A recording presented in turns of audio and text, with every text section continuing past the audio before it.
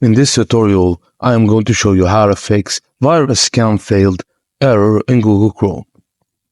Encountering a virus scan failed error when attempting to download files in Google Chrome can be frustrating. This error often occurs due to registry settings related to antivirus scanning. 1. Press the Windows key +R on your keyboard to open the Run dialog box.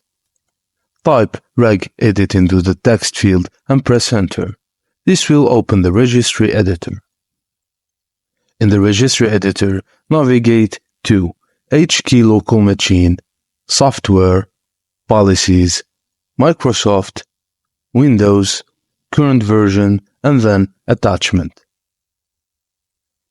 Under the Attachment key, locate Scan with Antivirus entry. Double-click on Scan with Antivirus to modify its value. Change the current value from 3 to 1, and then click OK to save changes.